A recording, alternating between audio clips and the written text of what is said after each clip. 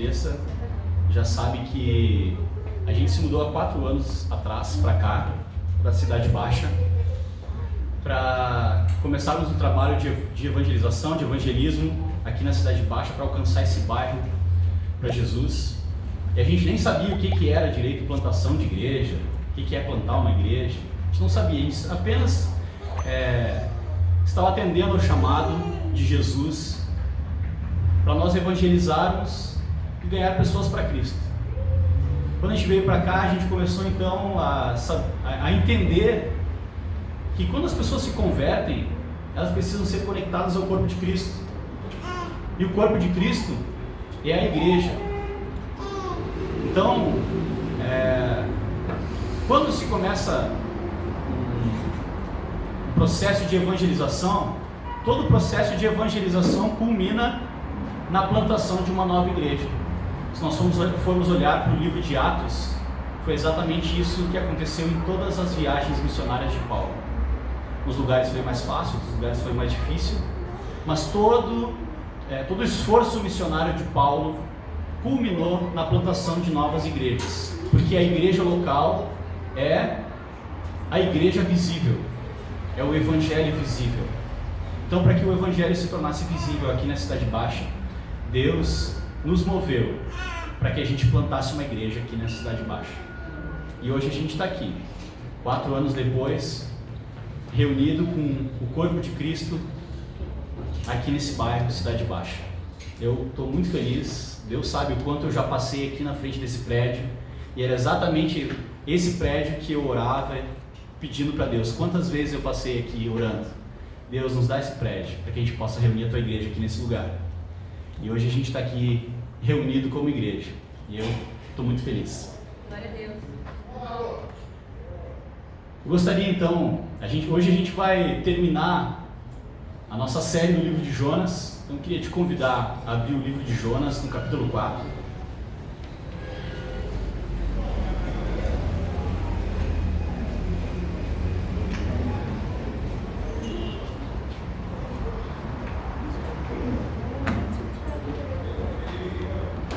E a gente tem o costume de ficar de pé para ler a palavra de Deus. O pessoal já está antenado, viu? Faz parte da nossa liturgia.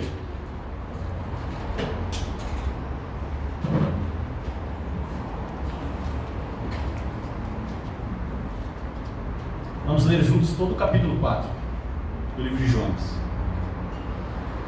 Mas Jonas ficou muito aborrecido e com raiva. Ele orou ao Senhor e disse: Ah, Senhor, não foi isso que eu disse, estando ainda na minha terra? Por isso me adiantei fugindo para Tarsis, pois sabia que tu és Deus bondoso e compassivo, tardio em irar-se e grande em misericórdia, e que mudas de ideia quanto ao mal que anunciaste. Agora, Senhor, peço que me tires a vida, porque para mim é melhor morrer do que viver. E o Senhor disse: Você acha que é razoável essa sua raiva? Então Jonas saiu da cidade e sentou-se no lugar a leste da mesma. Ali construiu um abrigo, sentou-se na sombra para ver o que aconteceria com a cidade.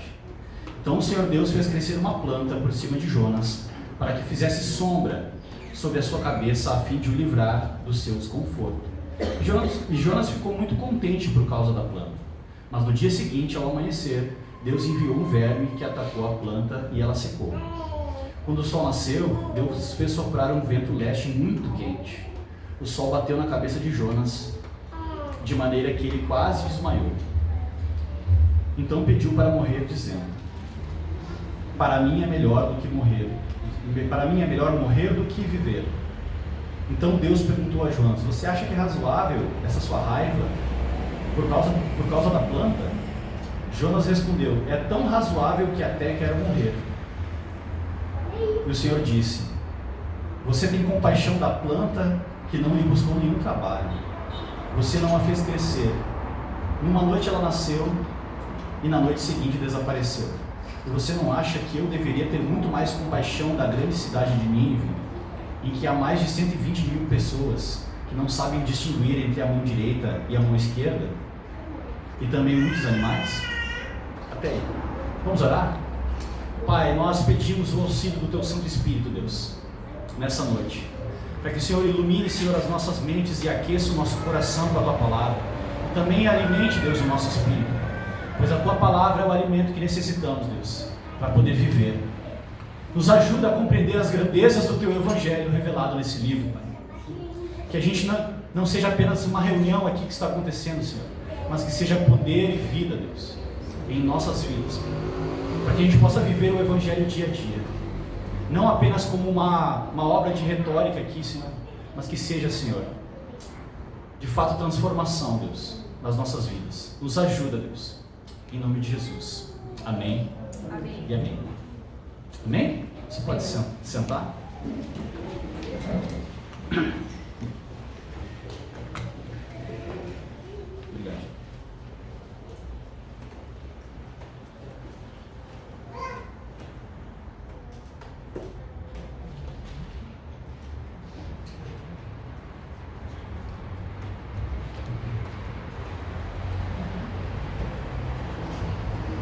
Vocês viram como o Jonas era afetadinho? Não parece? Primeiro ele ora na barriga do peixe para não morrer, para ser salvo. E agora, porque Deus não fez a vontade do bebezinho, ele fica afetadinho. Não é isso que a gente acabou de ler? Ele começa... Só porque Deus não fez exatamente aquilo que ele esperava, Jonas começa a pedir para Deus matar ele. Isso me faz pensar uma coisa. Imagina se Deus atendesse todas as nossas orações. A gente ia estar lascado. Porque quanta coisa errada a gente já pediu para Deus. Quantas orações equivocadas a gente já fez. Quantas vezes a gente quis que Deus fizesse algo por nós que seria mais malefício para nós do que benefício. É por isso que a vontade de Deus é sempre o melhor para nós. Nós também somos assim, pessoas que não sabem direito distinguir a mão direita da esquerda. Nós estamos às vezes completamente perdidos. Se não fosse a palavra de Deus, se não fosse o Evangelho, todos nós estaríamos completamente perdidos, sem saber o que é bom ou ruim. Bom, a gente já vem falando sobre Jonas já há algumas semanas. A gente chegou aqui no fim, que não é bem o fim, né? Vocês viram que parece que está em aberto. O último versículo é uma pergunta. Esse livro parece que não tem fim. Deus deixa em aberto. Por que Deus deixa essa pergunta no ar? Essa pergunta suspensa no ar? Muitas pessoas falam a respeito da Bíblia, da Palavra de Deus, como se ela fosse 66 livros compilados em um grande livro.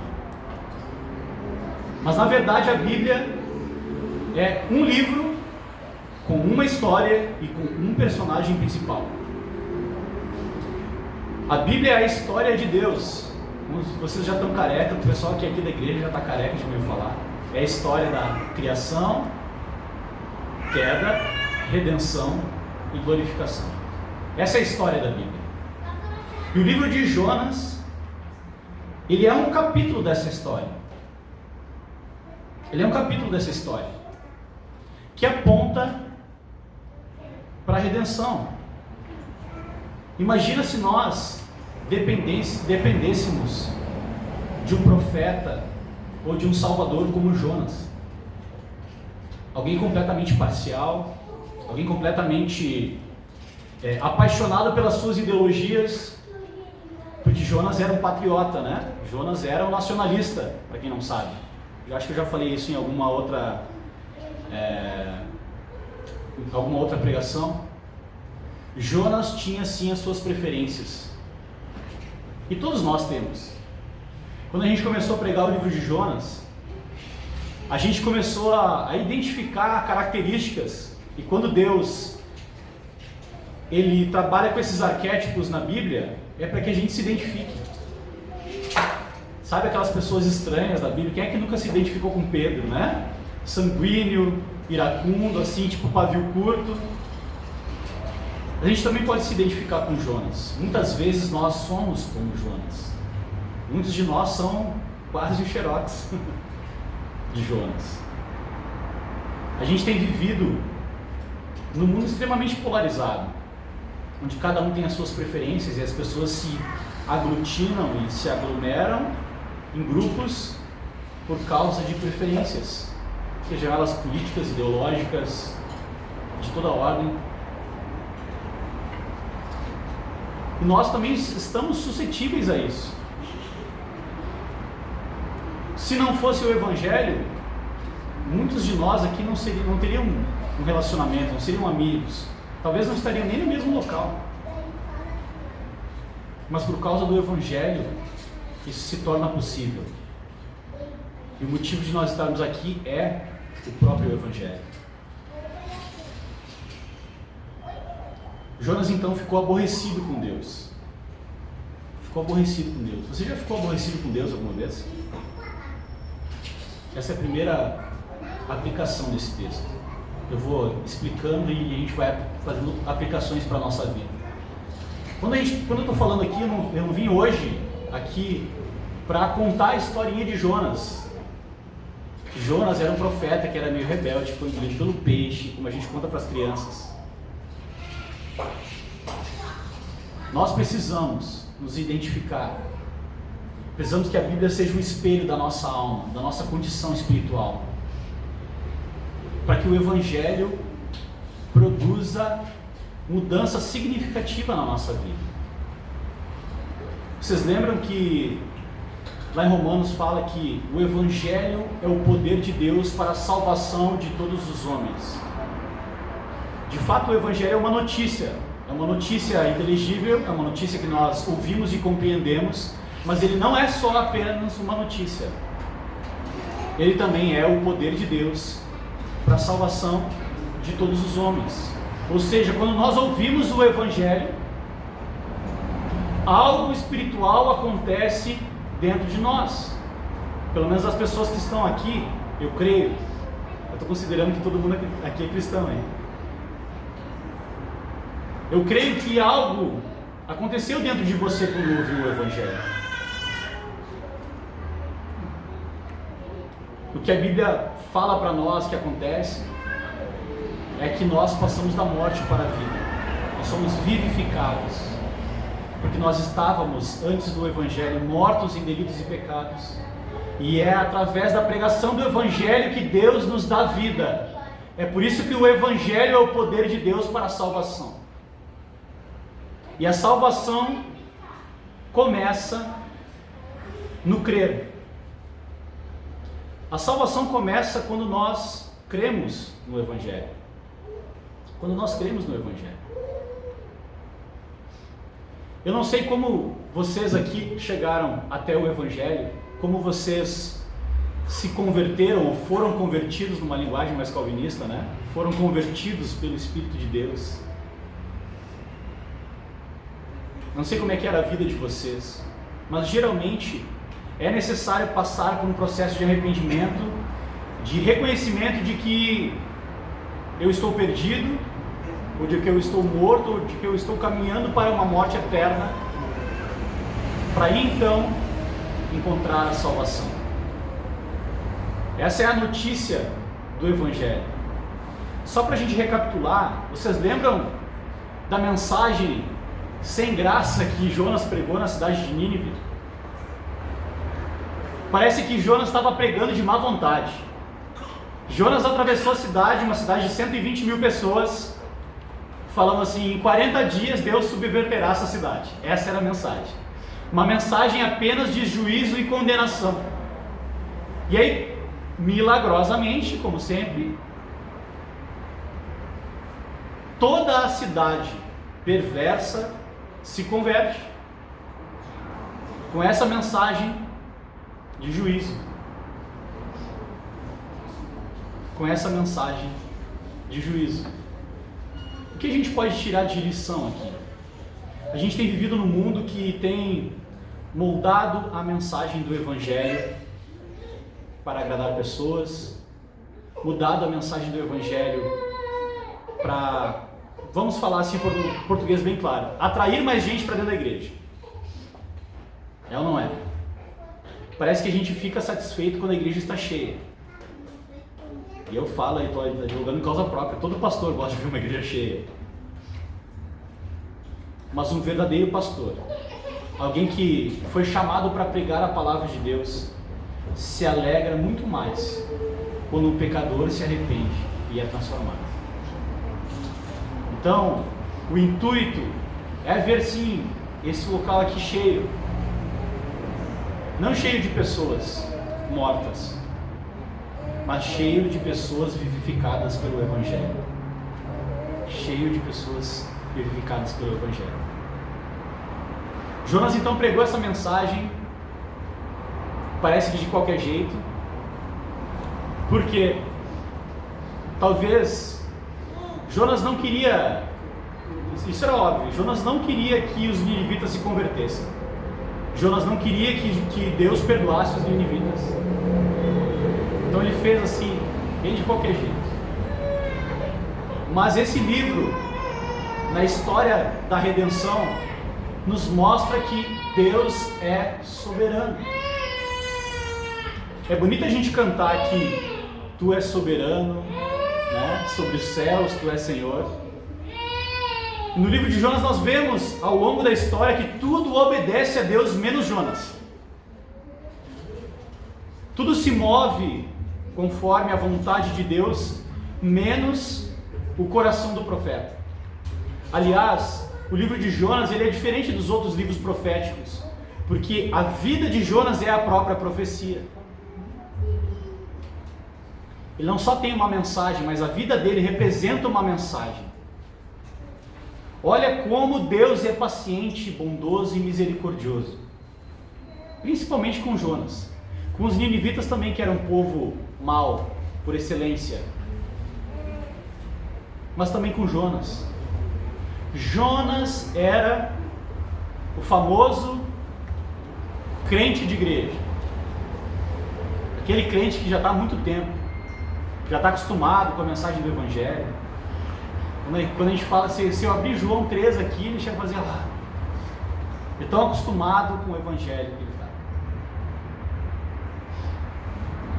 É uma pessoa que é extremamente religiosa, mas que o Evangelho não está fazendo efeito prático na vida dessa pessoa. Porque ela está endurecida. Endurecida. Se nós não ouvirmos com fé o Evangelho semana após semana, nós corremos o risco de ter o nosso coração endurecido, porque a tendência natural do homem é essa, é ter o seu coração duro, endurecido por causa do pecado. A gente começa a ficar insensível ao pecado, insensível ao pecado dos outros, insensível aos nossos próprios pecados. A dor do outro não nos dói mais. A necessidade do outro se torna indiferente para nós. E a gente, quando eu estou falando isso aqui, às vezes eu vejo a expressão das pessoas concordando assim, Jonas era terrível mesmo. Mas lembre-se, quando aqui a gente está falando de Jonas, nós estamos falando de nós mesmos. Essa mensagem de hoje, exposta nesse livro, não é para ninguém diferente do que nós. Se Deus é soberano, e Ele é, Deus escolheu essa noite para falar ao teu coração através dessa mensagem. Deus escolheu essa noite para falar ao teu coração através dessa mensagem. E aqui é uma mensagem de alerta. Cuidado com a familiaridade em relação à mensagem do Evangelho. Me assusta quando pessoas ouvem o Evangelho e falam assim, mas isso eu já conheço. Ou quando o Evangelho não nos assombra mais, ou quando o Evangelho não toca mais nas nossas entranhas, nas nossas emoções. A gente fala sobre o Evangelho, fala aqui, criação, queda e tal, as pessoas não causam nenhum efeito. Uma vez eu preguei uma mensagem sobre o demônio da familiaridade, ou a maldição da familiaridade. Vocês lembram quando Jesus, em Marcos capítulo 6, ele está pregando na própria cidade dele? Eu estou falando de Jesus, o Filho de Deus encarnado, pregando na própria cidade. E o que as pessoas diziam? Mas esse não é o filho do carpinteiro? Ah, mas essa história eu já conheço. Ah, esse cara aí, né, não boto fé não. Diz que Jesus não fez muitos milagres ali por causa da incredulidade das pessoas, por causa da familiaridade, da dureza do coração daquele povo. Não que ele não tivesse poder para fazer, ele tinha, Jesus era o mesmo. Jesus não mudou, não perdeu o poder ali naquele momento. É que as pessoas, nos outros lugares, elas vinham apresentar, os enfermos se apresentavam para ser curados por Jesus. As pessoas vinham e colocavam os enfermos diante de Jesus e ele curava. Mas naquela cidade, nem o próprio Verbo encarnado não movia o coração daquelas pessoas. Tal era a dureza do coração. Então, quando a gente lê a palavra de Deus, ela faz um raio-x da nossa espiritualidade. Como está a nossa espiritualidade? Será que nós estamos familiarizados com a mensagem? Será que nós estamos familiarizados com o Evangelho? Será que a gente vem e se reúne na igreja com um desejo intelectual de ouvir uma mensagem diferente que eu já não tenho ouvido nunca na minha vida? Ou os mais intelectuais, os mais místicos querem uma fagulhinha do Espírito Santo, um milagrezinho, Jesus hoje só um milagrezinho assim, só para renovar a fé. Nem importa o que o cara vai falar lá na frente, o que o pastor vai falar não importa, mas se tiver já um arrepiozinho, uma coisinha. Mas não é sobre isso. Deus não é refém das nossas vontades. Deus é Deus. Deus é Deus. E Ele continua sendo Deus. Deus é Deus quando a gente não sente. Deus é Deus quando a gente está indiferente à palavra.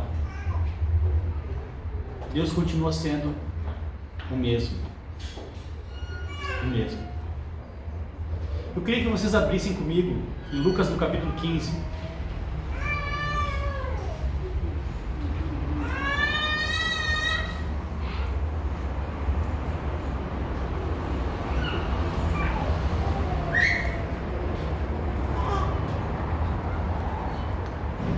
Quando a gente fala Lucas capítulo 15, os que já são leitores mais assíduos da palavra, mais atentos, já sabem que eu vou falar do filho pródigo. Ah, de novo, filho pródigo. De novo, filho pródigo.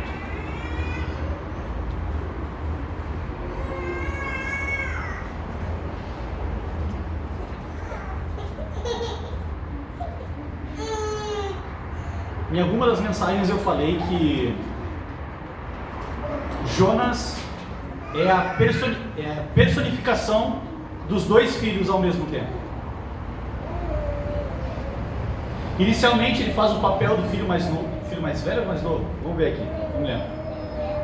O filho que vai embora de casa, que perde os bens para o pai e vai embora de casa.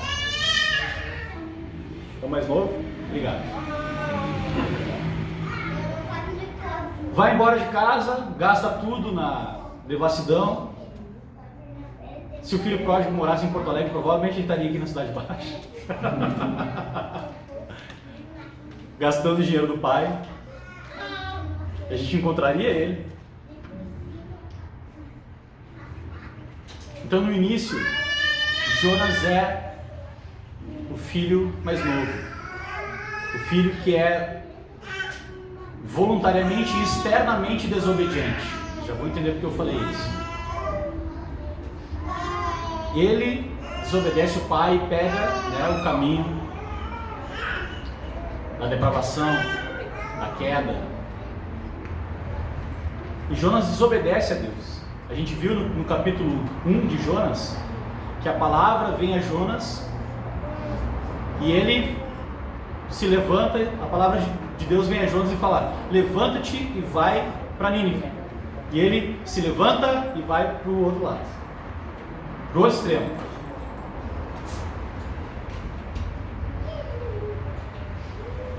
E depois de ter passado essa experiência aquela experiência lá no ventre do peixe,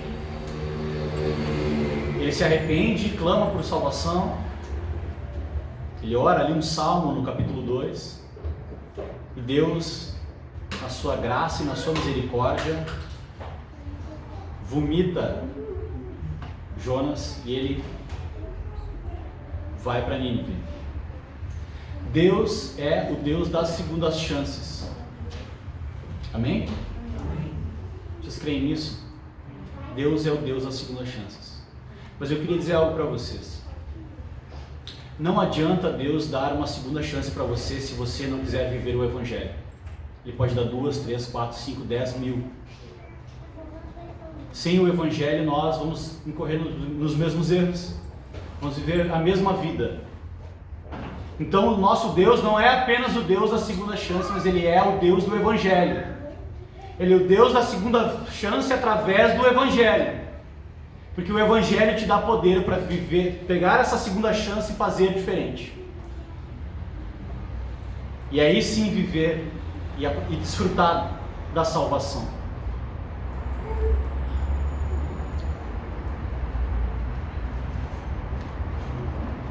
Eu vou ler aqui mais uma vez, bem corrido, e vou fazendo alguns apontamentos aqui na parábola do filho pródigo. Certo homem tinha 2 filhos. O mais moço deles disse ao pai: Pai, quero que o Senhor me dê a parte dos bens que me cabem. E o pai repartiu os bens entre eles.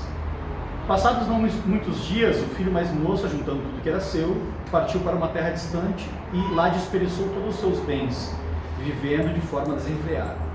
Depois de ter consumido tudo, sobreveio àquele país uma grande fome. Ele começou a passar necessidade. Então foi pedir trabalho a um dos cidadãos daquela terra. E este o mandou para os seus campos a fim de cuidar de porcos. Ali ele desejava alimentar-se das alfarrobas que os porcos comiam, mas ninguém lhe dava nada. Então, caindo em si: quantos trabalhadores de meu pai têm pão com fartura, e eu aqui estou morrendo de fome? Vou me arrumar e voltar para o meu pai, e lhe dizer: Pai, pequei contra Deus e diante do Senhor. Já não sou digno de ser chamado seu filho. Trata-me como um dos seus trabalhadores. E arrumando-se foi para o seu pai. Vinha ele ainda longe, quando seu pai o avistou e, compadecido dele, correndo o abraçou e o beijou. E o filho lhe disse: Pai, pequei contra Deus e diante do Senhor. Já não sou digno de ser chamado de seu filho. O pai, porém, disse aos seus servos: Tragam depressa a melhor roupa e vistam nele. Ponham um anel de dedo dele e sandálias nos pés. Tragam e mate o bezerro gordo. Vamos comer e festejar. Porque este meu filho estava morto e reviveu. Estava perdido e foi achado. E começaram a festejar. Vamos parar aqui só um momento. Quando você ouve a mensagem do Evangelho, quando você lembra que você também era um filho pródigo, quando você lembra que a sua condição espiritual, antes de você ouvir o Evangelho, era exatamente a mesma condição espiritual desse filho, qual é o sentimento que vem dentro de você? O que vem à sua mente?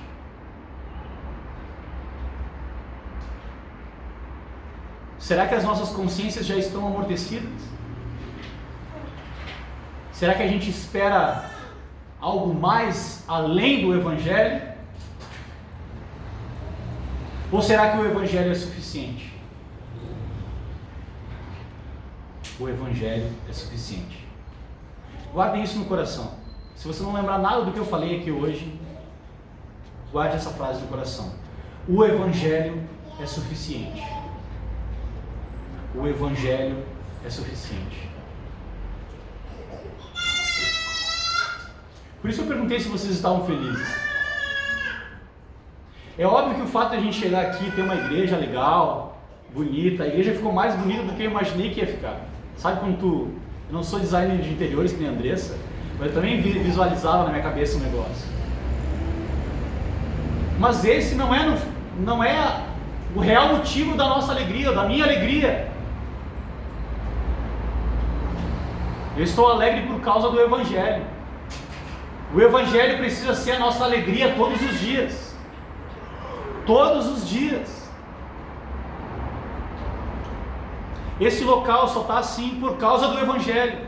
Nós estamos aqui só por causa do Evangelho.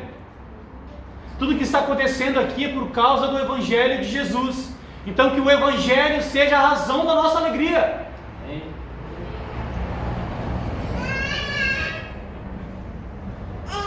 Se lembra do Evangelho. Não trate o Evangelho com familiaridade, por favor. Não trate o Santo Evangelho de Deus com familiaridade. Essa mensagem maravilhosa que salvou a minha e a sua vida e vai salvar muita gente. Não trate essa mensagem com familiaridade.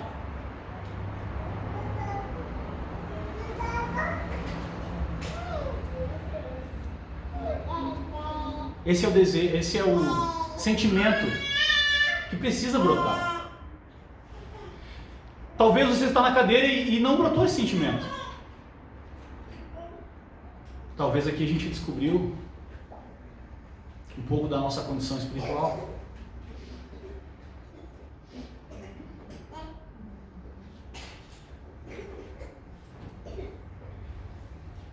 Se não causou nenhum efeito em você o simples fato de lembrar do Evangelho,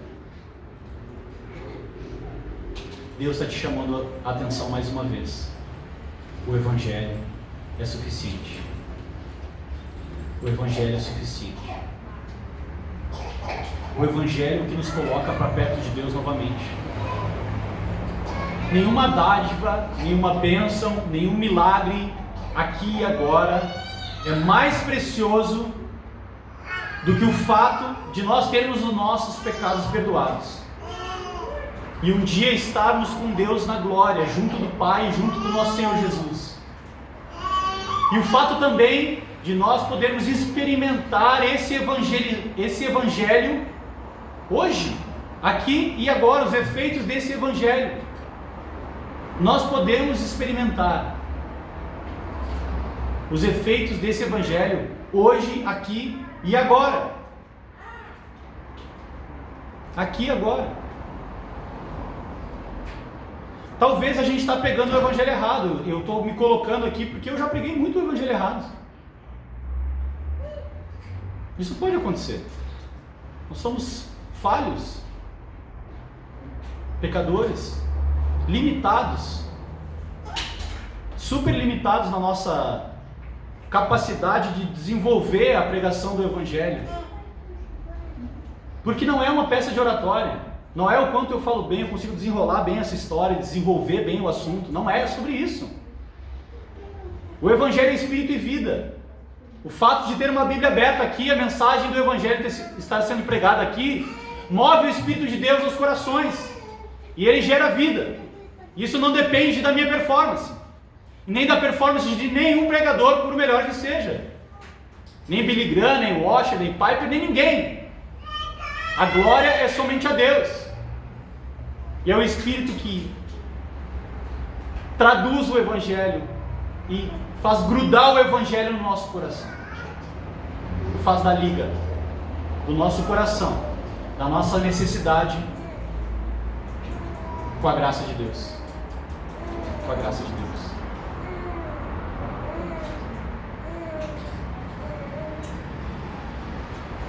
Indo mais à frente, você deve estar se perguntando, mas por que o cara foi no filho pródigo, né? Não era Jonas?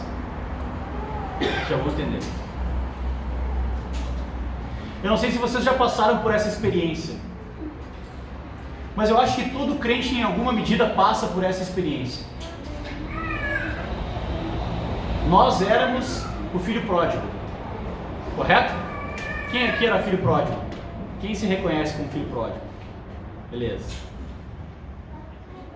Os que não levantaram a mão também são, tá? Só lamento. Vocês não estão no braço torcendo, não querem levantar a mão, mas também é. Só que o que acontece muitas vezes? Muitas vezes isso acontece, todos os cristãos, a maioria pelo menos, 99% dos cristãos experimenta isso.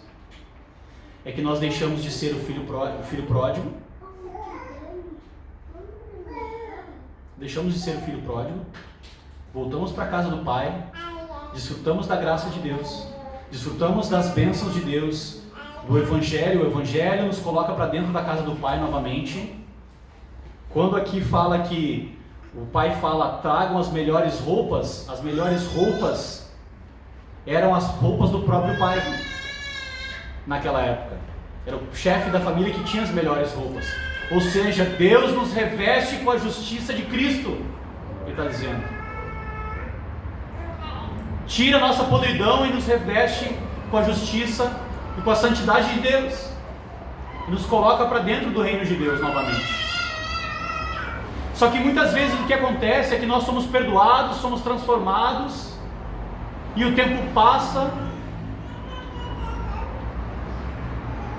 e se a gente não desenvolve a nossa salvação, se a gente não desenvolve a nossa espiritualidade cristã, nós deixamos de ser o filho mais novo e acabamos nos tornando o filho mais velho.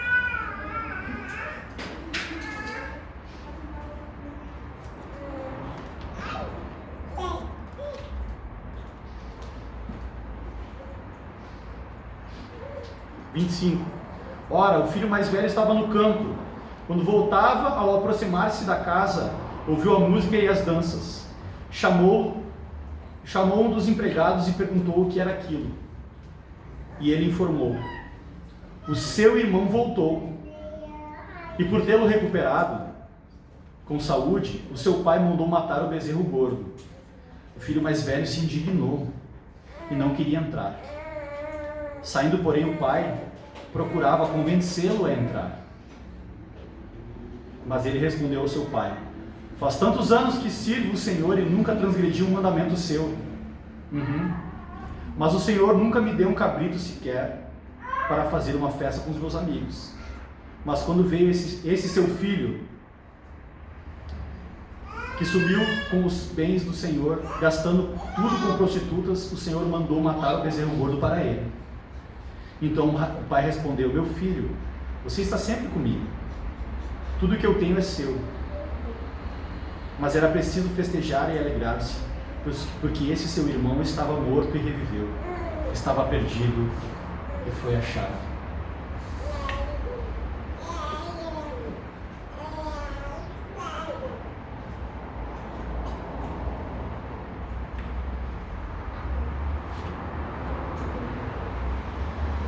Nós corremos o risco de nos tornarmos essa pessoa.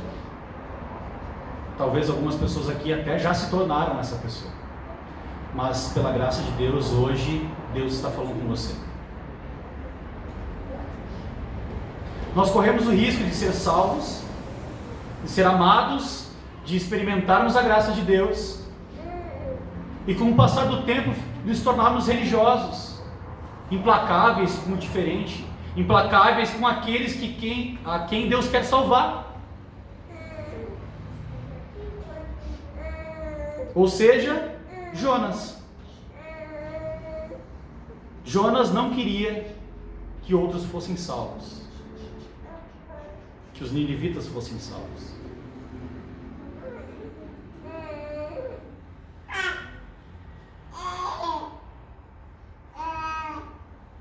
Eu não sei se vocês já se fizeram essa pergunta. Mas se você para pensar. Por que o pastor da nossa igreja escolheu pregar esse livro? Chegaram a se fazer essa pergunta? Por que esse livro? O profeta menor? Qual é que é a moral da história? Hoje é a última pregação da série, a gente precisa entender isso, tá? Se você não entendeu nada até agora, agora é a hora de entender. Agora é a hora de entender. Nós pregamos esse livro inteiro para que ao vir para a Cidade Baixa, nós não tratemos com indiferença e com desprezo aqueles a quem Deus quer salvar. Aqui na rua agora está passando um monte de gente que precisa ser salva. Na rua de baixo, ali na esquina tem um prostíbulo. Aqui na Redenção, essa hora tem gente se prostituindo. Nós estamos aqui no meio do pecado. E pasmem, nós temos um antídoto para tudo isso. Nós temos a única mensagem que pode salvar essas pessoas, assim como salvou a mim e a você. Só que nós não podemos nos tornar os filhos mais velhos. Não podemos. Você deve estar pensando assim, bem capaz, eu não filho mais, não. É fácil. É fácil se tornar o filho mais velho. É muito fácil. Basta nós colocarmos as nossas ideologias acima do Evangelho. Basta nós colocarmos as nossas preferências acima do Evangelho. Basta nós colocarmos os nossos gostos acima do Evangelho. Nós estaremos nos tornando os filhos mais velhos. Nós estaremos sendo um empecilho. Não que isso seja um empecilho para Deus salvar as pessoas. Mas isso pode ser um empecilho para você experimentar o Evangelho na sua vida. Deus não vai deixar de salvar quem Ele quer salvar por sua causa. Isso é fato. Deus não deixou de salvar os ninivitas por causa de Jonas. Por mais que ele pregou um sermãozinho medíocre de 5 palavras de condenação. Mas aqui, a gente pode voltar para Jonas agora. Jonas não estava entendendo quem Deus era. Jonas era um profeta que não entendia nada a respeito de Deus. Ou se entendia, não estava satisfeito com o fato de Deus ser misericordioso e amoroso, e de Deus querer salvar pessoas. Deus não nos salva pessoas para nos agradar. Deus salva pessoas porque essa é a natureza dele. Nosso Deus é um Deus salvador. Nosso Deus é um Deus misericordioso e nos trouxe para cá para ser agentes de salvação.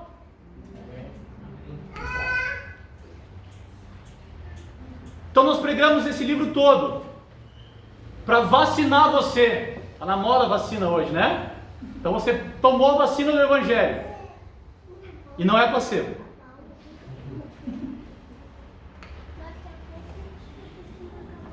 E o Evangelho vai ser pregado aqui. Esse mesmo Evangelho. E nós veremos o resultado do Evangelho. Tudo que nós precisamos fazer é crer no Evangelho e anunciar o Evangelho.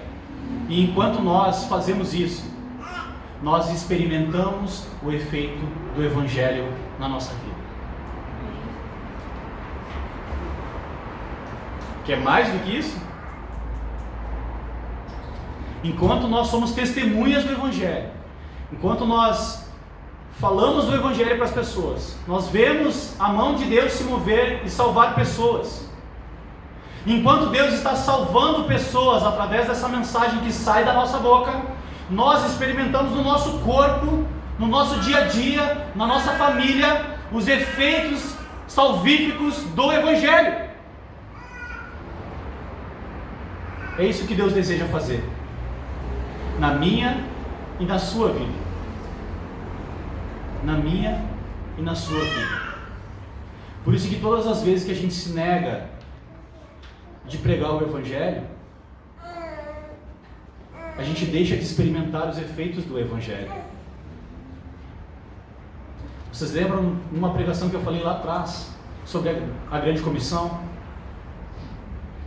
Que a promessa de Deus é que o mandamento é: vão e façam discípulos por todas as nações, e eu estarei convosco.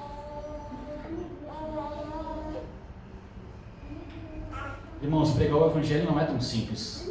Não vou romantizar aqui. Pregar o Evangelho não é simples. Mas a recompensa de se pregar o Evangelho e de viver o Evangelho vale a pena. Porque é a promessa de Deus nos acompanhando todos os dias da nossa vida.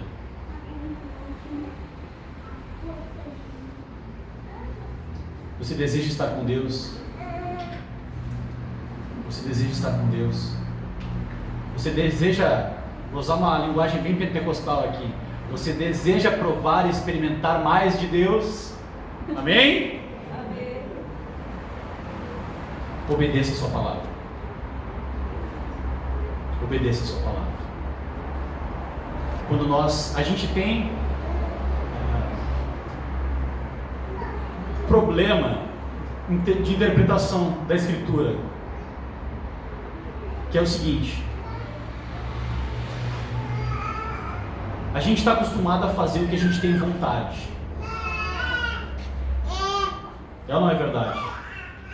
Hoje eu não estou com vontade. A gente está acostumado a não ter vontade das coisas. Mas a maioria das coisas que a gente faz é sem vontade, não é? É porque é necessário ser feito. É necessário ser feito. Mas enquanto nós fazemos aquilo que é necessário ser feito, isso vai produzindo algum tipo de satisfação em nós. Muito provavelmente é assim no seu trabalho. Sabe aquela prova de uma matéria difícil? Eu sei que tem professoras aqui. Sabe aquela prova assim, tipo assim, vou zerar certeiro. E aí tu estuda sem vontade. A força do ódio. Que seja. E aí tu tira uma nota boa.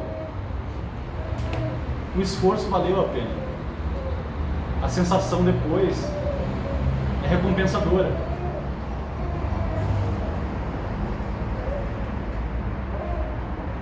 E a lei de Deus é a mesma coisa. A gente prega o evangelho da graça. Não, a graça de Deus. Vamos surfar na graça aqui, pá. Mas a gente precisa obedecer a Deus. A graça não só salva a gente, mas ela nos dá poder para obedecer a Deus. Essa é a graça preciosa, não é o que vende aí na esquina. A verdadeira graça é o poder de Deus em nós, para que nós possamos fazer aquilo que Deus predestinou antes da fundação do mundo, as boas obras que Ele preparou para nós. Essa é a verdadeira graça. Essa é a graça de Deus.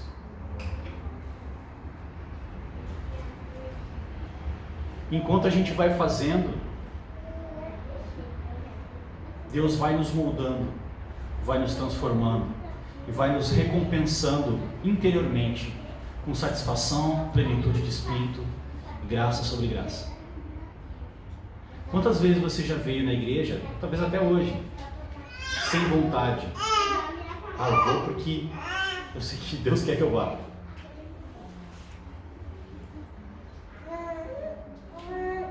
E no final do culto você chegou à conclusão: ainda bem que Deus quis que eu fosse. Então pregar o evangelho é a mesma coisa. Enquanto nós fazemos, Deus vai nos transformando, vai nos moldando, vai derramando graça na nossa vida. Imagina que incoerência seria Deus dotar uma pessoa de muitos dons, sendo que não há disposição alguma no coração dela para servir ninguém e fazer nada. Uma incoerência total. Então, na medida em que nós obedecemos, na medida em que nós atendemos a Deus, Deus vai, sim, nos ferramentando, nos capacitando, nos santificando e nos dando poder para cumprir aquilo que Ele deseja fazer em nós. Então, para encerrar, nós pregamos todo esse livro. Pregamos todo esse livro para nos vacinar. Primeiro, de nós não voltarmos a ser o filho mais novo, mas também para não nos tornarmos o filho mais velho.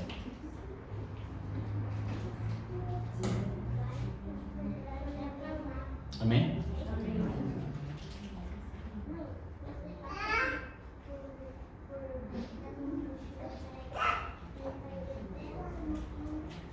Vamos orar.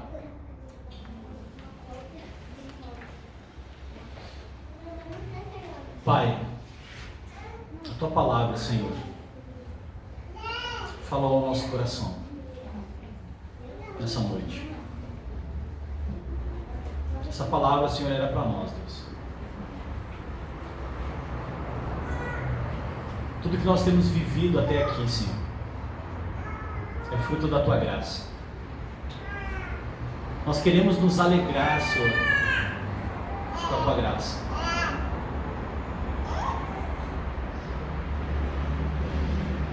Nós queremos, Senhor, lembrar do Evangelho dia após dia, Senhor.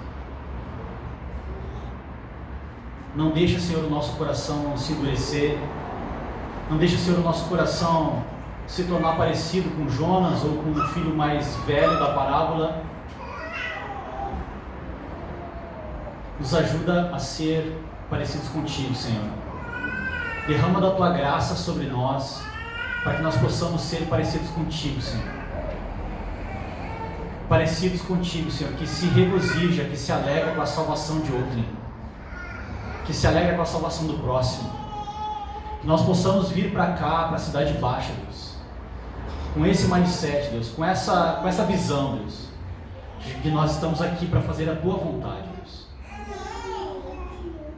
Nos ajuda a cumprir esse propósito.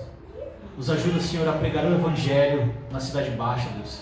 E enquanto nós pregamos o Teu Evangelho, Senhor, nos ajuda a viver o Teu Evangelho. Nos ajuda a desfrutar do Teu Evangelho na nossa vida, Pai. Que o Teu Evangelho resplandeça na nossa vida, na nossa família, no nosso caráter, em tudo em nós, Deus. Para que as pessoas vejam, Senhor, as nossas boas obras e glorifiquem o nosso Pai que está no céu, Deus. É com esse intuito, com esse desejo, com esse coração que nós queremos vir aqui para a Cidade Baixa, Pai. Molda o nosso coração, transforma o nosso coração, através da Tua palavra e do Teu Espírito, Deus. Em nome de Jesus.